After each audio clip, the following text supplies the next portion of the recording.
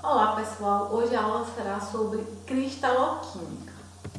Bem, o conteúdo que será abordado durante essa aula, os objetivos de aprendizagem, então deem uma olhada quando vocês estiverem estudando, tá? Neles. Começando, a gente viu, nas aulas anteriores, cristalografia, mineralogia química, e agora a gente vai ver cristaloquímica, tá? É a junção de cristalografia e mineralogia química, se a gente fosse ser bem simplista, tá? Até pela palavra, cristaloquímica. Então a gente vai lembrar de estrutura de mineral e vai lembrar também de composição química, tá? Então, falando um pouquinho sobre cristaloquímica, refere-se ao quê? A estrutura cristalina, e a gente lembrar de célula unitária, lembrar de retículo cristalino, E a estrutura cristalina, ela refere-se ao quê? O arranjamento geométrico atômico, que a gente viu que o mineral ele tem esse arranjamento geométrico ordenado, tá? Mas composição química. Então, lembrar também, resgatar o que a gente estudou lá em mineralogia química, tá? Então, quando lembrar de cristaloquímica, lembrar de estrutura de mineral e composição química do mineral, tá? A estrutura dos materiais cristalinos dos minerais fornece um elo entre a configuração atômica e a manifestação macroscópica de características físicas. Então, a gente vai ter uma aula de propriedades físicas e a gente vai conseguir observar, que entender a estrutura dos minerais vai ajudar, vai fornecer um elo entre a configuração atômica e a manifestação macroscópica. Então a gente vai entender muito, desses dois itens, tá? É possível deduzir os elementos básicos da estrutura cristalina em parte por meio das propriedades físicas observáveis. Então a gente, quando estiver lá na aula de propriedades físicas, a gente vai ver uma série delas e a gente vai entender, por exemplo, que a clivagem, que ocorre em certos minerais, ela é resultado de algo que está relacionado com a estrutura cristalina, com a composição química do mineral. E com as ligações químicas também que a gente viu, que entre esses planos existe uma ligação mais fraca e, consequentemente, aquela ligação mais fraca reflete o plano de fraqueza dos minerais. Então, é importante a gente lembrar que a expressão macroscópica é um reflexo da estrutura cristalina e da composição química do mineral, tá? Então, guardem essa informação.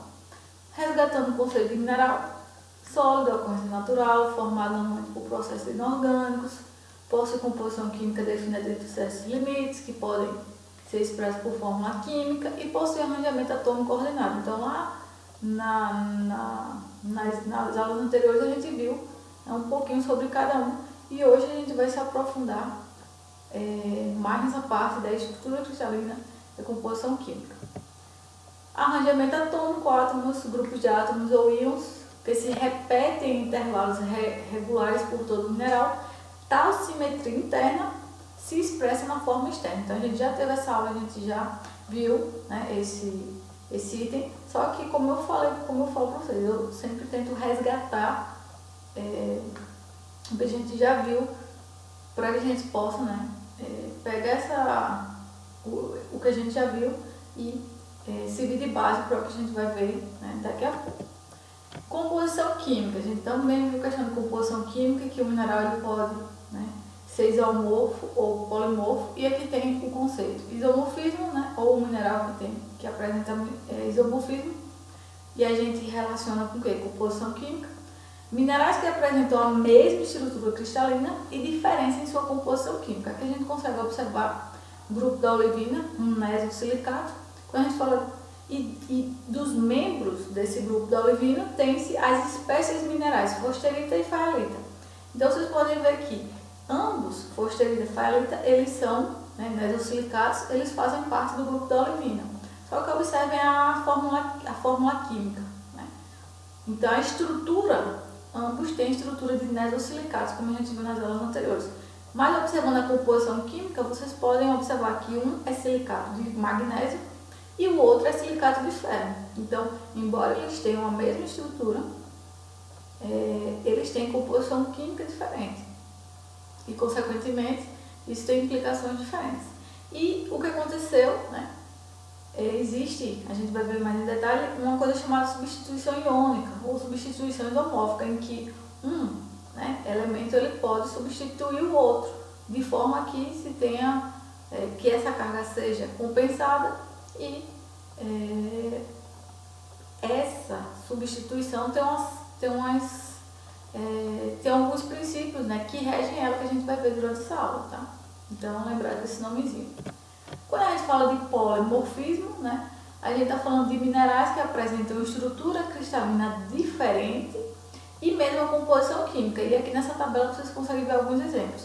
Por exemplo, o diamante e a grafita, ambos eles têm a mesma composição química. Eles são constituídos por átomos de carbono. No entanto, vocês podem observar, o sistema cristalino do diamante e da grafita são diferentes. Tá? O diamante cúbico, a grafita hexagonal. Se vocês observarem outra coisa, a dureza, a gente vai ver lá em propriedades físicas, vocês podem ver que o diamante é o mineral mais duro que se quer encontrar na natureza, dureza 10. Em compensação, a grafita é o oposto. Olha a escala de dureza, 1, tá? E aí vocês conseguem ver também as densidades relativas.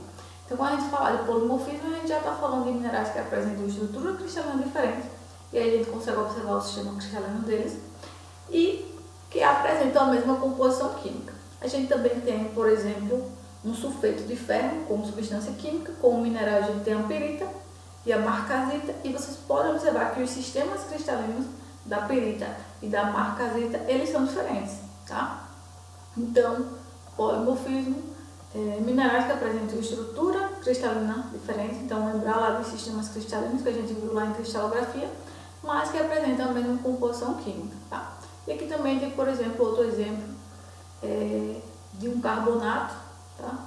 Substância química, mineral calcita, aragonita. Então, tanto a calcita como a aragonita, elas têm a mesma composição química, no entanto, elas diferem na sua estrutura cristalina. A calcita, né, ela tem um sistema, geométrico, sistema cristalino romboédrico, enquanto que a aragonita ela tem sistema ortorrômbico, tá? Então, importante esses dois, né, polimorfismo e isomorfismo, que isso acontece, né, nos minerais. Bem, agora a gente vai adentrar um pouquinho, tá, nas regras de Pauli, né, que são o princípio da coordenação, da valência eletrostática, compartilhamento de elétrons poliédricos 1, 2 e princípio da parcimônia. Então a gente vai ver detalhadamente cada um desses, né, princípios, tá? Começando com o princípio da coordenação, tá? Importante. Estabelece que o tamanho do cátion e do ânion determinam a maneira como eles se empacotam, ou seja, como eles se organizam, tá? Ou se coordenam. Cada íon tende a trazer para si, ou seja, atrair, né, para si, tantos íons de sinal oposto, né, quanto a sua carga permite. Disse que o íon coordena e que os íons em contato são seus vizinhos mais próximos. Tá? Então, cada íon tende a trazer para si tantos íons de sinal oposto. Né? Então, se ele tem carga positiva, mais um, ele vai atrair o quê? Menos um.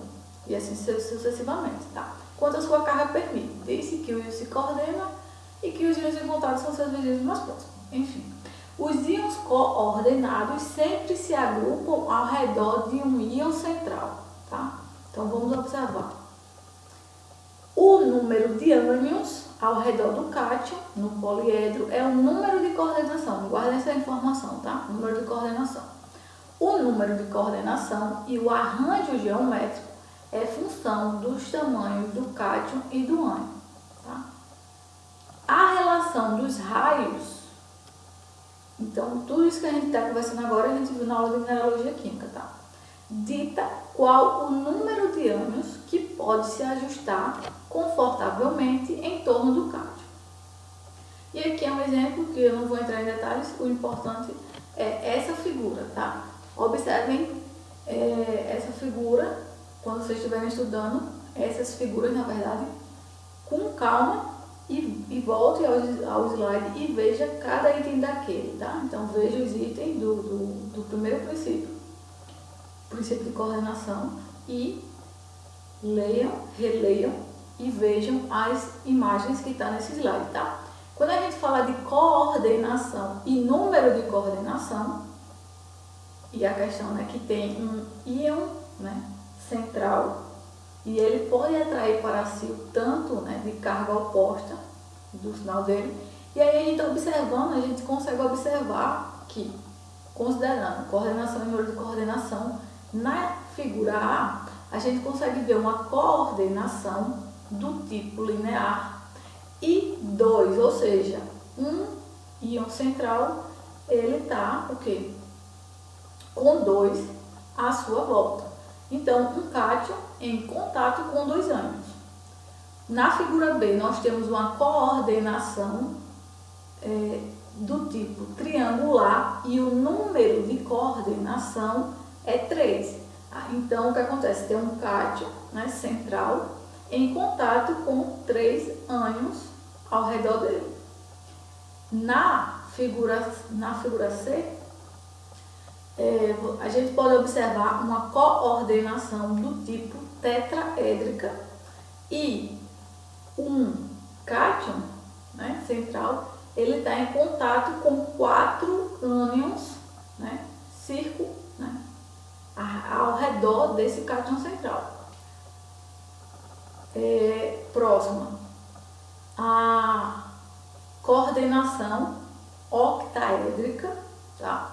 E número de coordenação 6, em que um cátion central ele está ligado, né, a 6 ânions vizinhos, tá? Então 6 ânions ao seu redor. Na cúbica, um cátion central ele está ao redor dele tem, é mais fácil, né? Ao redor dele existe 8 ânions.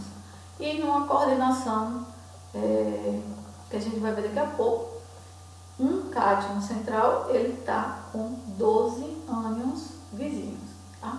E aí tem esse empacotamento que a gente vai ver daqui a pouco. Então, pessoal, essa imagem ela é importante, essas imagens, na verdade, né, que vocês podem observar a coordenação, tá? E aí, consequentemente, tem configurações diferentes e o número de coordenação, tá, de cada tipo dessas coordenações. E vocês podem observar que a coordenação tetraédrica e octaédrica ela está em negrito. E a gente vai entender um pouquinho depois, durante a aula. Então, lembre que numa coordenação tetraédrica, o número de coordenação é 4 e numa coordenação octaédrica, o número de coordenação é 6. Né? Então, na tetraédrica existe um cátion central e envolto a ele existe 4 ânions. E numa coordenação octaédrica, um cátion central ele está, né, existe 6 ânions ao seu redor, tá? E vocês conseguem observar que essa razão entre raios, ela vai o quê? À medida, né, que vai ocorrendo esse aumento de ânions ao redor do íon central, do cátion, né? Aumentando, tá? Então, guardem essa informação. Aqui é mostrando, né, esse mesmo empacotamento, só que de um outro esquema. Aqui a gente consegue ver na primeira coluna a relação dos raios, tá? Vocês podem ver que aqui ele vai aumentando o número de coordenação de cada, né, razão dessa, a coordenação de cada uma, tá? E a geometria de cada uma dessa coordenação, tá? Então, e a outra vocês conseguem também observar como se, né, desse um espaço. Então, aqui a gente está vendo o esquema de empacotamento atômico e lembrar do número de coordenação e da coordenação, tá? Então, isso é importante. Aqui é outra forma de ilustrar o que a gente conversou naquela imagem, né? Aqui a gente tem uma coordenação 12, coordenação 8, coordenação 6, e vocês conseguem observar que a configuração atômica, ela vai diferindo, tá? Coordenação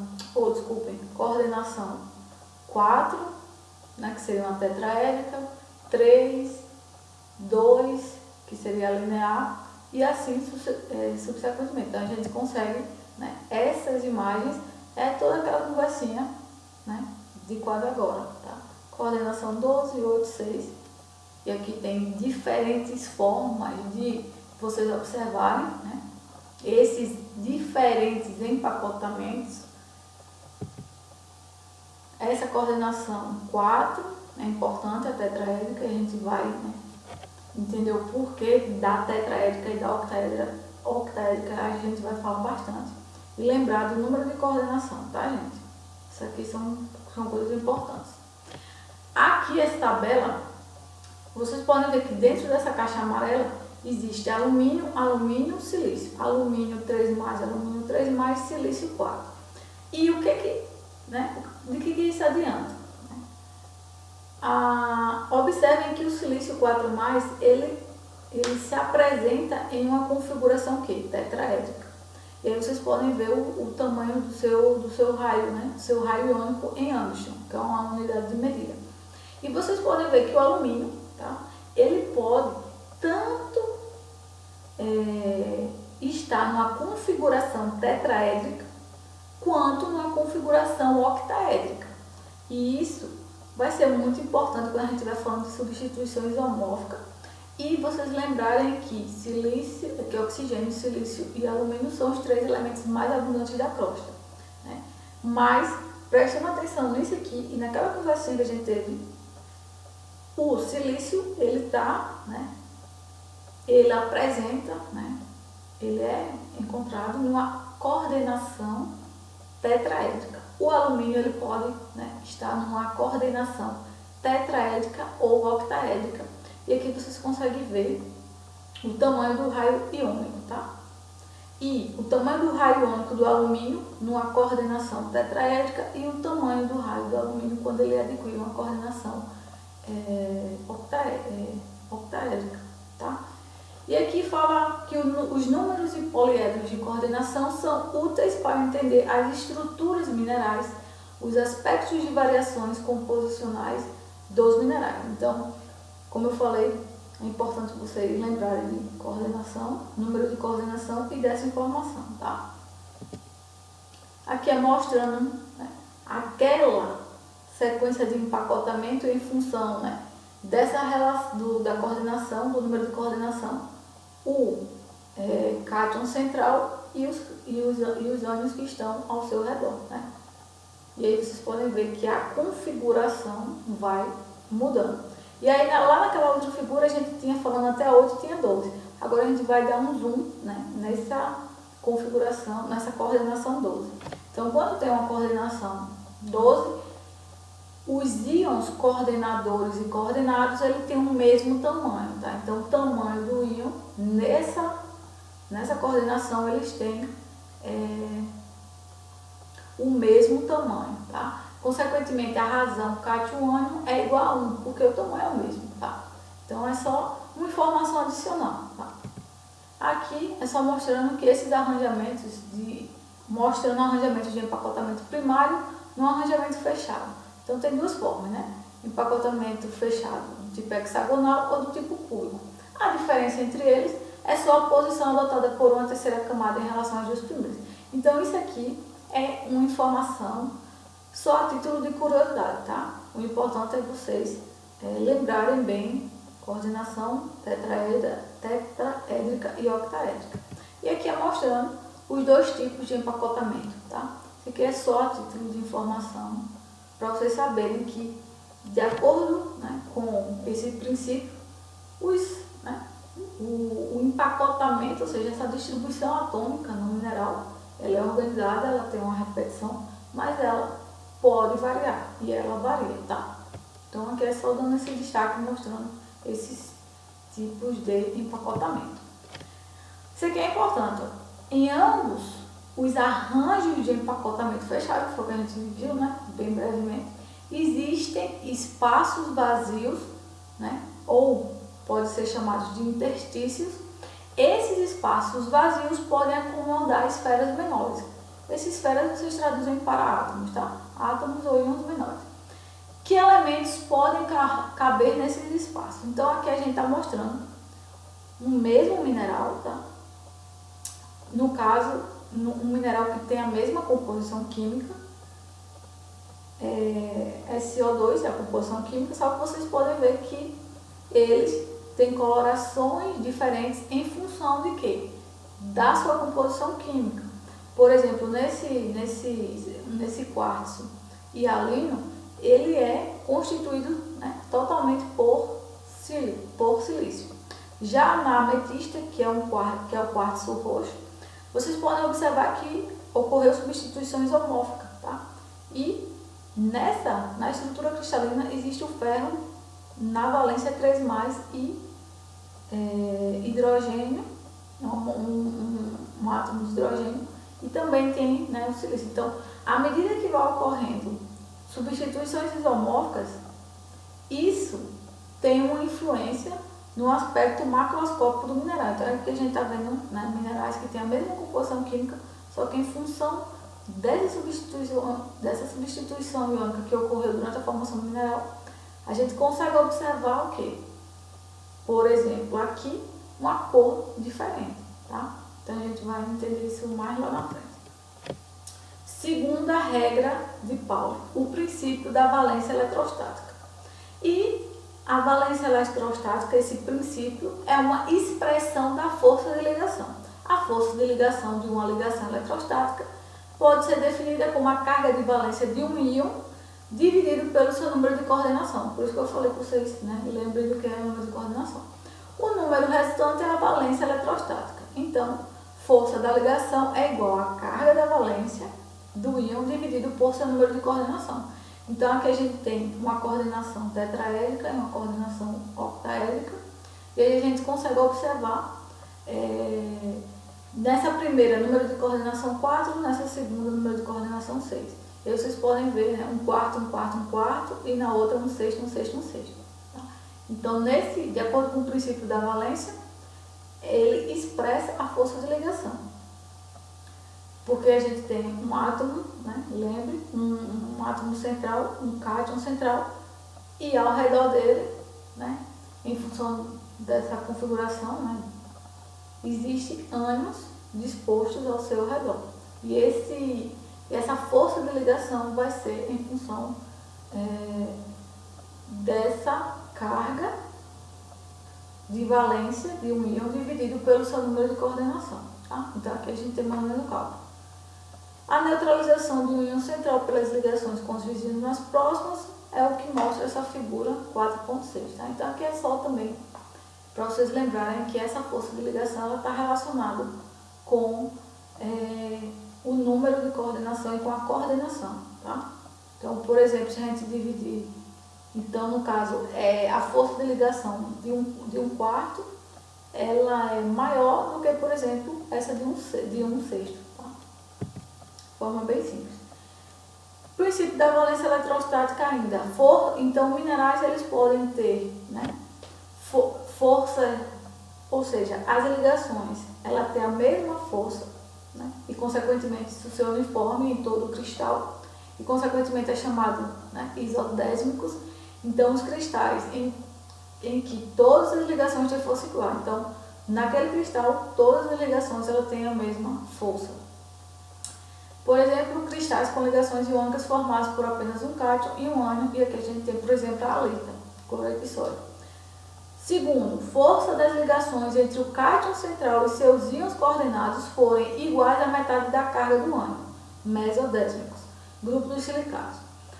E uma informação adicional, para calcular a intensidade da ligação em uma estrutura, divide-se a carga total no íon coordenador pelo número de vizinhos mais próximo que ele esteja ligado. Tá? Então é só uma informação adicional. Tá? E aqui, o que isso quer dizer, né? De forma bem resumida?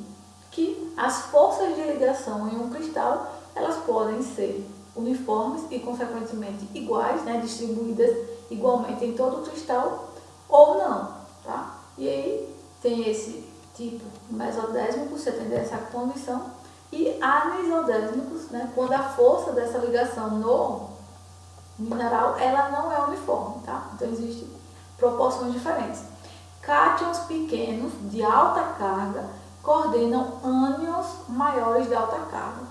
Os ânions estão mais fortemente ligados ao cátion central coordenante do que qualquer outro. Então, por exemplo, esse tipo, né, de força de ligação não uniforme ocorre no grupo dos carbonatos e sulfatos. E aqui é um exemplo, tá? Também é só a título de informação. Regra 3, tá? Compartilhamento de elétrons poliédricos. Poliédricos 1. A existência de arestas, então vamos lembrar lá da aula de cristalografia, tá? E de faces comuns a dois poliédricos aniônicos em uma estrutura coordenada diminui a estrutura, a estabilidade estrutural. Cada íon da estrutura cristalina produz algum efeito sobre os outros. Ele é atraído se as cargas forem opostas e repelido se as cargas forem do mesmo sinal. É aquela coisa. Cargas opostas se atraem, cargas iguais se repelem. Quando os cátions compartilham ânions entre si, fazem de forma a posicionar-se tão longe uns dos outros como possível. A gente vai entender daqui a pouco, quando a gente tiver as figuras, tá? Quando os poliédros em coordenação compartilham vértices, a distância entre os cátions é a maior possível. E quando compartilham arestas, a distância é um pouco menor. Novamente, aqui é o conceito, então, quando vocês estiverem estudando, observem as imagens, voltem, leiam e releiam, tá? E aqui é justamente mostrando o que eu acabei de falar. Vocês podem ver que existe, né? Vocês podem ver que existe esse cátion central e ao redor dele existe ânions, tá? E aqui a gente tem 3 imagens. Aqui a gente está vendo uma coordenação tetraédrica, tá? Número de coordenação 4, tá? Se está coordenado, que é a 4 ânions. E aqui a gente consegue ver figura A, B e C. Na figura A, vocês podem ver que essa distância entre o centro desse cátion central até o outro, né, até a outra parte central do outro cátion, ela é o quê? À medida que vocês estão vendo se compartilhar aresta ou se compartilhar face, vai o quê? Diminuindo essa distância. E aqui mostra se 2 tetraedros, tá, estão ligados por meio de um oxigênio compartilhado, a distância máxima, né, que separa, né, que distancia os centros desses cátions, pode ser tomada como 1. B. Se esses 2 tetraedros eles compartilham as arestas, a distância diminui para 0,58. E se esses 2 tetraedros eles compartilham as faces, a distância entre esses centros, tá, ela é reduzida para 0,33. Essa distância 0,33 é menor que a distância entre cátions centrais e octaedros. Então aqui é só mostrando, né, que se esses, né, de forma geral, poliédros, e nesse caso especificamente tetraedros, eles estão ligados por meio de um oxigênio compartilhado, como está nessa primeira figura, vocês podem ver que essa distância é maior. À medida que ele compartilha as arestas, a distância diminui. À medida que ele compartilha faces, essa distância diminui mais ainda, tá? Então é justamente o que essa figura mostra. E agora observando essa mesma, né? Como eu posso falar? Observando isso mesmo, agora numa coordenação octaédrica, né? Observem. Se 2 octaedros, tá, eles estão ligados por meio de um oxigênio compartilhado, figura A, nesse caso aqui D, a distância máxima que separa esses 2 centros, né, é o quê? À medida que ele compartilha as arestas, essa distância diminui, 0,71, e à medida que ele compartilha as faces, essa distância diminui ainda mais, 0,58. Tá? Então vocês podem ver que em função, né, do compartilhamento, seja do oxigênio, seja da aresta, seja das faces, essa distância ela vai diminuindo. Quarta regra: compartilhamentos de elétrons poliédricos 2. Em um cristal que contenha diferentes cátions, aquele com valência ou carga mais alta e número de coordenação pequeno tende a não compartilhar elementos poliédricos entre si. Isso mantém a distância entre cátions em um valor máximo.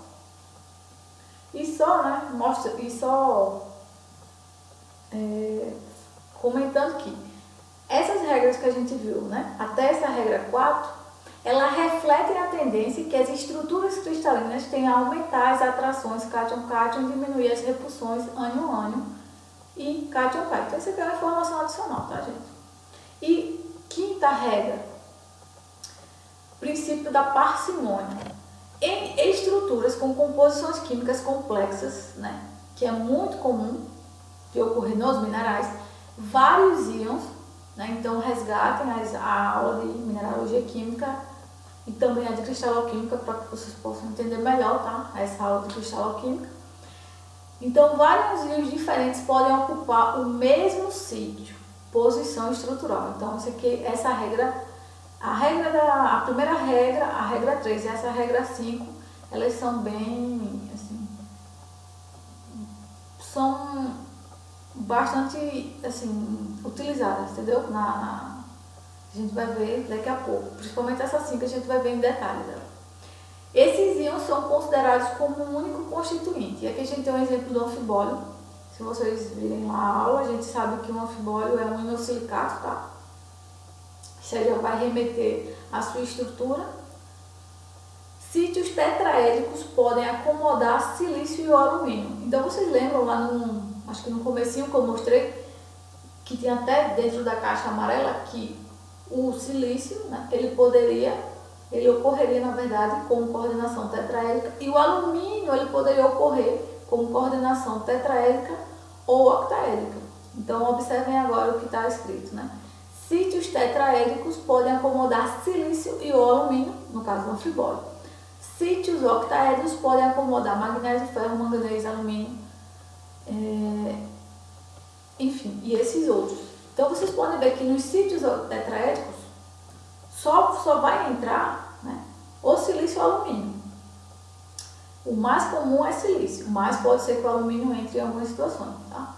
Já nos octaédricos, coordenação, né, octaédrica, já podem ter outros íons ocupando aquela mesma posição, tá? Então lembrem e olhem aquelas figurinhas do tetraedro e do octaedro. O número total de íons de todos os tipos em uma estrutura de cristal iônico estável deve ser tal que o cristal como um todo seja eletricamente neutro. Então, né, o mineral ele é eletricamente neutro. À medida que ele altera, vai ocorrendo um desbalanço de carga, por isso que ele vai alterando, tá? O número total de cargas positivas deve ser igual ao número de cargas negativas no cristal. E, né, a gente observou também lá na frente a questão de isomorfismo e polimorfismo. E, consequentemente, minerais isomorfos e polimorfos. E, linkando com isso, um mineral, ele deve ter o quê? Carga nula, né? Então, ele está teoricamente estável. À medida que ocorrem desbalanços de cargas, aí é que esse mineral ele vai alterando, tá, gente? Aqui é mostrando, por exemplo, grupos de minerais relacionados entre si por estruturas análogas, tendo geralmente um ânion comum e apresentando substituição isomórfica ampla. Então aqui a gente consegue ver, por exemplo, minerais do grupo do carbonato, tá? Composição química varia, no caso, né, do tipo de cátion, tá? O ânion é o carbonato, mas aqui a gente consegue ver composição química em que, né, a gente tem carbonato de cálcio, carbonato de estronço, carbonato de chumbo e sucessivamente. O cátion está ocupando, né, essa posição central, o tamanho de cada um e algumas outras informações. E nessa outra figura a gente consegue ver, por exemplo, cloreto de lítio, de sódio, cloridilito de sódio, de potássio.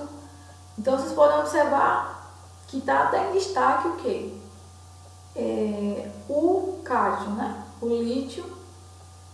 Vocês podem observar que o que acontece, esse tamanho, né? Esse tamanho do cálcio, ele vai o quê? Aumentando. Então, aumento do raio iônico, tá? Então, vocês podem ver que eles apresentam estruturas análogas, tendo geralmente um ânion, que nesse caso de baixo é o cloro, mas apresentando uma ampla substituição isomórfica.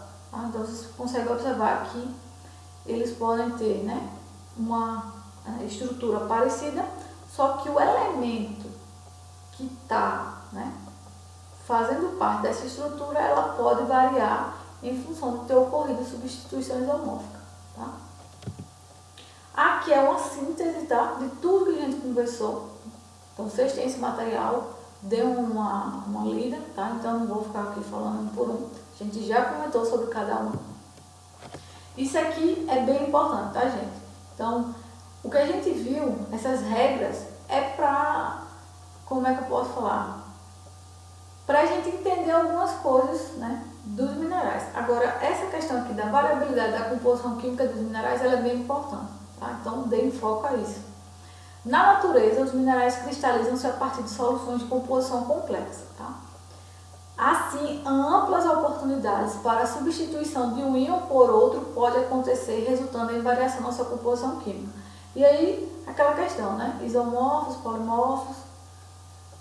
A variação composicional, ou seja, a variação na composição química dos minerais, é chamada solução sólida e ocorre nos minerais como resultado de substituições químicas na estrutura cristalina. Quando a gente está falando de substituição iônica ou substituição isomórfica, o que isso quer dizer? Um íon ou grupo iônico pode trocar ou substituir outro íon ou grupo iônico ocupando um sítio estrutural específico no mineral. Então, a substituição isomórfica é uma coisa que acontece durante a formação do mineral. Tá? Então, quando o mineral está sendo formado, quando ele está sendo cristalizado, e um íon ou grupo iônico pode trocar ou substituir outro íon ou grupo iônico, ocupando a mesma, né, posição, o mesmo sítio. Então, quando vocês estiverem estudando, observem, né, passem uns minutinhos observando a estrutura, né, que a gente observou durante essa aula. Então, observem, tá? Passem um tempinho observando cada estruturinha daquela, porque vai ajudar vocês a entenderem, né, como é que ocorre isso. E quais são os fatores que determinam o grau de substituição isomórfica ou o grau de substituição iônica em um mineral? São 4. Primeiro, tamanho relativo dos átomos, íons ou grupos iônicos que o substituem. Então, isso aqui é uma coisa importante, tá? Então, para né, elemento substituir o outro em um mesmo sítio, em uma mesma posição, a diferença de tamanho entre íons ou átomos, né, que eles se substituem, ela deve ser menor que 15, tá? Então, só vai ocorrer essa substituição de um átomo por outro se o tamanho, tá, entre esses íons ou átomos, ele for menor que 15%. Se for maior que 15%, não vai ocorrer essa substituição, tá? Então, isso é uma coisa bem importante, essa questão do tamanho do íon.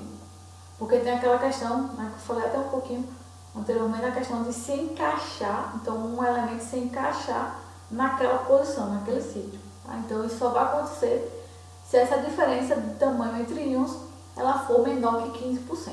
For maior que 15%, não. Segundo fator que determina o grau de substituição isomórfica é o mineral, as cargas dos íons envolvidos na substituição. As estruturas minerais devem manter a neutralidade elétrica. Então, como a gente viu, um mineral ele é eletricamente neutro.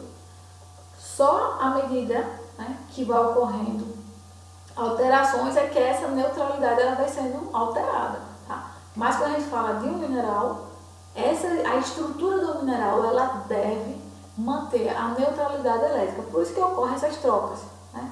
Essas trocas, para que o balanço dê carga nula, tá? Para manter essa neutralidade. Por exemplo, magnésio 2+, olhem a valência, e ferro 2+. a substituição isomórfica permanece eletricamente neutra. Tá? Então, lá naquele grupo da olivina que a gente falou logo no comecinho, faialita e fostelita, né? Um é um silicato de ferro e um é silicato um é de ferro e outro é de silicato de magnésio. Então vocês podem observar, e se vocês observarem o raio, né, o raio atômico desses elementos, vocês vão ver que eles são próximos e eles têm o quê? Valências iguais. Tá? Então, lembrar desses detalhes. Alumínio e silício deve haver uma substituição isomórfica adicional em outro sítio estrutural para manter a neutralidade eletrostática.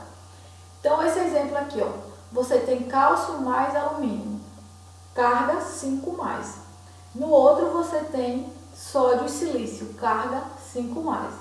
Então, na estrutura do mineral, você pode ter cálcio e alumínio, tá? Por exemplo, alumínio no sítio tetraedral e cálcio em outro, né, ao redor desse alumínio. Ou você pode ter um silício, né, como átomo central, e o sódio como ocorrendo para que o quê? Se na estrutura do mineral ocorreria carga 5, vocês podem ver que o 5 dessa primeira parte é composta por quê? Cálcio e alumínio. E para manter essa mesma carga 5, nesse caso, por exemplo, nesse segundo caso, teria que ter, por exemplo, silício e sódio para dar carga 5. Então, né, isso indica em quê? Manter a neutralidade elétrica no cristal, tá? Então, pode ocorrer a substituição de um elemento por outro, contanto, né, que o balanço de carga ele seja, né, neutro. Tá? Outro fator que determina o grau de substituição isomórfica, a temperatura e a pressão no qual as substituições ocorrem. Então, falando de minerais litogênicos, né, de minerais primários, eles são formados normalmente a maioria, tá? Em altas temperaturas e pressões, diferentes das condições de superfície. E aqui as substituições isomórficas são mais toleradas em maiores temperaturas, que resultam em estruturas mais expandidas, porque tem uma questão de dilatação e de contração que cada mineral apresenta. Cada mineral tem um coeficiente de expansão e contração diferente. Tá? Se a pressão aumenta, a estrutura é comprimida, né, e menos tolerante a essas variações de tamanho. Então, aqui é dizendo que temperatura e pressão vai influenciar para que a substituição isomórfica ocorra. E quarta, disponibilidade de íons. Então, vai depender da natureza e da composição da solução. Tá? Para que uma substituição isomórfica ocorra, os íons que se substituem devem estar disponíveis. Né? Então, querendo ou não, o mineral que vai ser formado vai depender da composição de seu material ou da sua fonte precursora. Tá? E, consequentemente, da composição química que ela apresenta. E agora, mostrando três tipos de substituição isomórfica ou iônica que ocorrem nos minerais. Então, isso aqui é importante, então prestem atenção, tá? Primeira, né, substituição iônica substitucionais. Ela pode ser simples, ou seja, quando a carga de ambos os íons é a mesma. E ela pode ser acoplada. Outro tipo de substituição isomórfica, intersticiais, e a terceira, a omissão. Falando dessas substituições isomórficas substitucionais, a gente tem um exemplo aqui, tá? Um exemplo desse tipo de substituição é a troca de quê? De potássio por rubídio. Então, vocês podem ver que ele tem o quê? Carga mais 1. Ambos têm carga mais 1, tá? Por exemplo, no cloreto de potássio, resultando em seja potássio e rubídio, e como ânion tem o que? O cloro. Tá? Então, pode ocorrer, nesse caso de substituições iônicas substitucionais, por exemplo, ela é do tipo simples, em que carga de ambos os íons é a mesma, potássio mais rubídio 1 mais. Um exemplo é a incorporação de bromo na estrutura do KCl no lugar do cloro. Então, vocês podem ver, né? Cátion substituindo o cátion, ânion substituindo o ânion, resultando em K. Aí, esse entre parênteses é que pode ocorrer os dois, tá, gente? E olha a ênfase, conservação da neutralidade elétrica e estrutural. Então, mesmo que um elemento ele substitui o outro, nesse balanço, tá, deve ser mantido a neutralidade elétrica e estrutural. Então, mesmo que ocorra essa substituição de um elemento por outro, no final das contas, o mineral ele vai ter que ter balanço de carga zero, né? Consequentemente, mantendo a sua neutralidade elétrica e estrutural. Aqui é mostrando, tá? Por exemplo, a substituição iônica substitucional catiônica simples, ou seja, um cátion substituindo outro cátion. Por exemplo, nesse primeiro caso, magnésio substituindo ferro 2+, ou ferro 2+ substituindo magnésio. E isso por quê? Vocês podem ver aqui, magnésio 2+, ferro 2+, coordenação 6, e vocês observem a similaridade, né, do tamanho desses elementos, né? Vocês podem ver que eles são parecidos, 0,72 Angstrom, 0,78. E lembre lá do que a gente falou, né? Que esse tamanho do elemento, ele tem que ser o quê? Inferior a 15% para que possa ocorrer essa substituição. Então, aqui a gente consegue observar carga igual, raio iônico similar, tá? Então, existe um número é diferente, mas eles são bem parecidos. Outro caso que pode ocorrer, ferro por manganês. Ferro 2 por manganês 2 ou manganês 2 por ferro 2. E aí observem também coordenação 6 do manganês e o seu tamanho do raio, tá? Quando a gente está falando de uma aniônica, a substituição de um bromo por um cloro. E aí observem também que o bromo e o cloro estão em coordenação 6 e a similaridade de raio. Então, para ficar mais simples, lembrem daquela imagem em que a gente tem o aumento do raio iônico, a gente tem, eu até deixei em vermelho, né? Vai aumentando o raio iônico, mas a estrutura ela permanece a mesma, tá? Então, ocorreu a substituição de um elemento por outro, mas essa estrutura ela permanece de modo a manter sua neutralidade estrutural. Quando a gente fala de catiônica acoplada, a gente pode observar aqui sódio e silício 5, carga 5. 2 cátions, carga total 5. Quando a gente observa, né, cálcio e alumínio, carga 5 também, né? E o que? 2 cátions.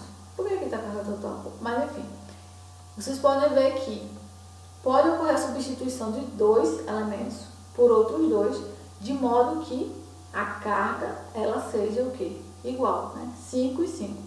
Tem outro exemplo, por exemplo, cálcio 2 e magnésio 2, balanço 4, sódio e alumínio, balanço 4. Então, quando a gente fala catiônica acoplada, a gente não está falando só de um, né? A gente está falando de 2 substituindo 2. Substituições homórficas do tipo intersticial. Entre átomos, ela ocorre entre átomos, íons ou grupos iônicos de uma estrutura cristalina e pode ocorrer interstícios ou vazios. Ocasionalmente, íons ou átomos ocupam esses sítios, resultando na substituição.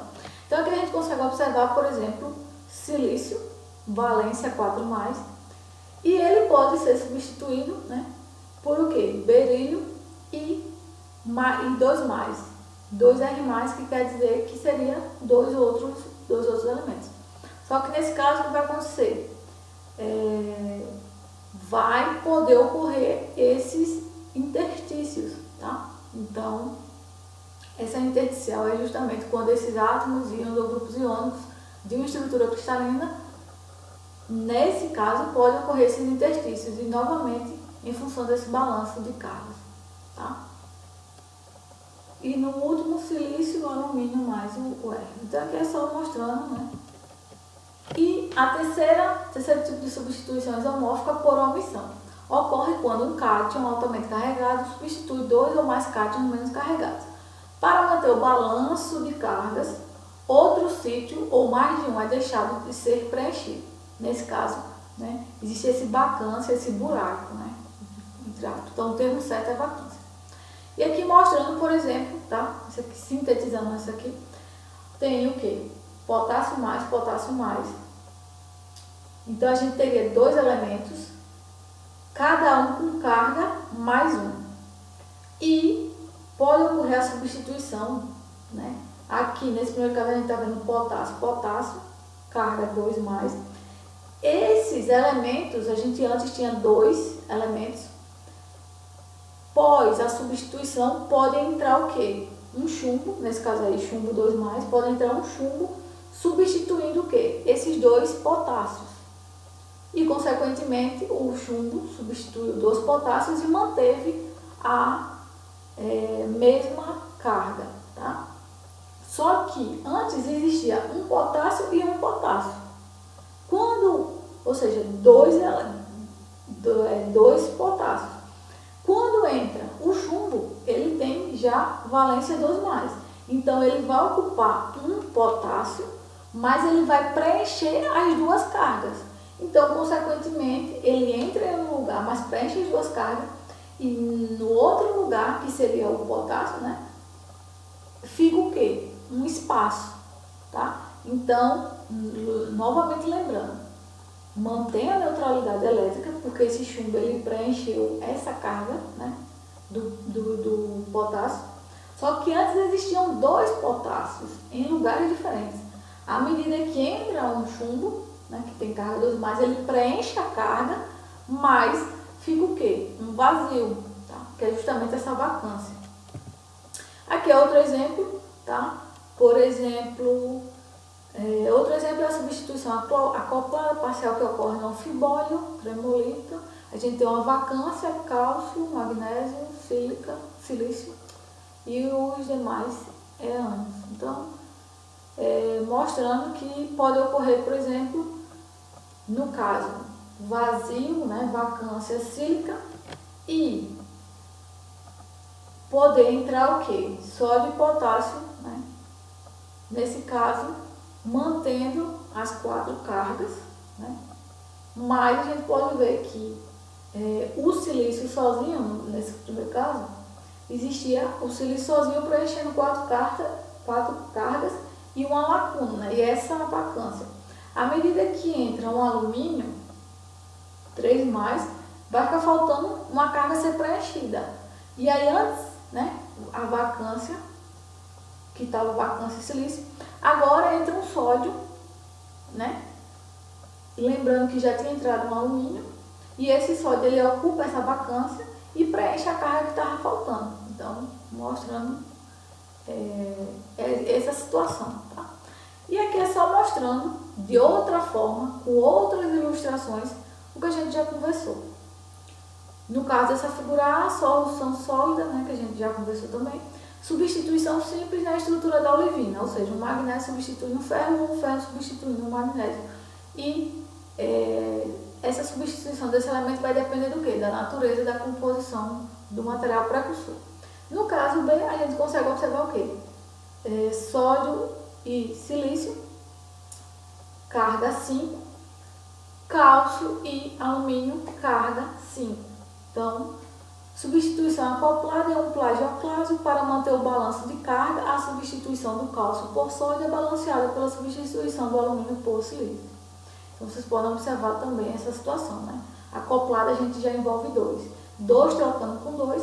Os elementos, eles são diferentes, mas o balanço de carga, né, ele tem que ser o mesmo. Tá?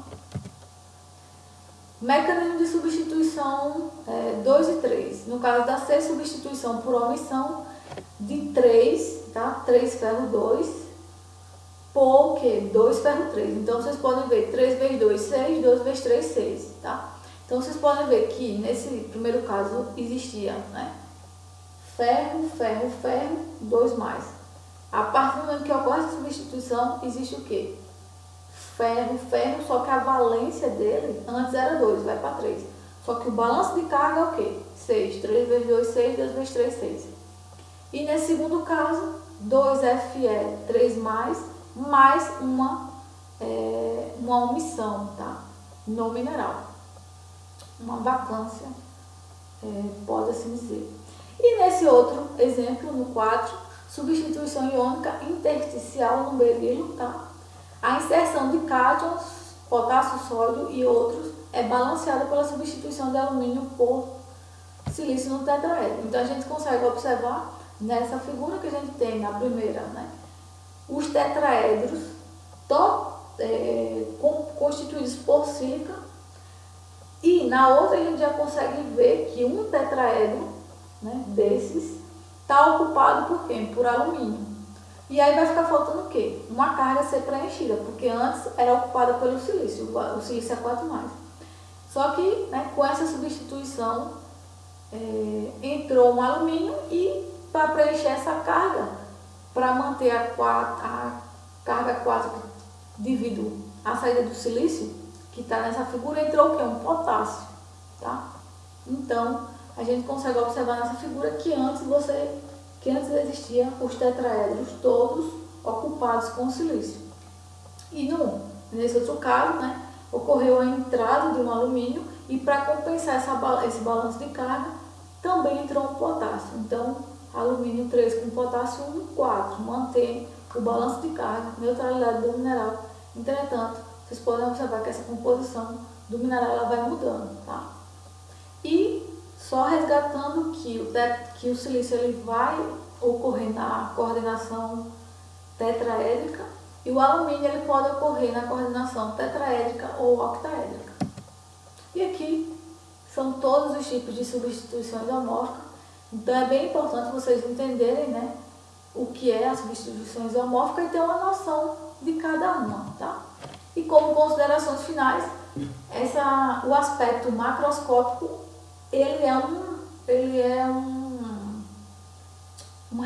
o reflexo macroscópico, né? O que a gente consegue observar, como a gente consegue visualizar diferentes minerais com diferentes colorações, com diferentes aspectos, é um reflexo de quê?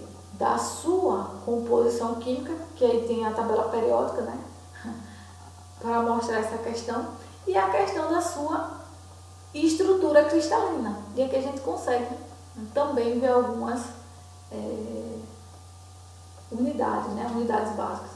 Então lembrar que esse macro ele é reflexo do microscópio, que seria nesse caso a estrutura cristalina e a composição química. Então o aspecto macro é um reflexo da sua cristaloquímica. E a gente estudou cristalografia, a gente estudou mineralogia química, e aqui nessa aula a gente entendeu um pouquinho mais de substituição isomórfica, que é uma coisa que vocês devem, né, ter bastante atenção quando estiverem estudando, e a gente conheceu os princípios bem brevemente os princípios de Pauli, né, e entendeu, por exemplo, que para ocorrer uma substituição isomórfica deve existir uma similaridade de raios dos elementos, e que as similaridades ela não pode ultrapassar 15%, tá? Então isso é um dos princípios. A gente viu o princípio da coordenação, enfim, e todos os outros. Então é importante, né, lembrar da estrutura cristalina e da composição química. E isso tem um reflexo quando a gente estiver observando os minerais. E isso vai ter uma implicação no grau de alteração desse mineral, a taxa que ele altera e, né, quando ele altera que elemento / nutriente ele vai liberar. Leiam lá o manual de mineralogia, façam os exercícios, no final reflitam. Isso aqui foi da onde eu tirei, né, o material para fazer essa apresentação.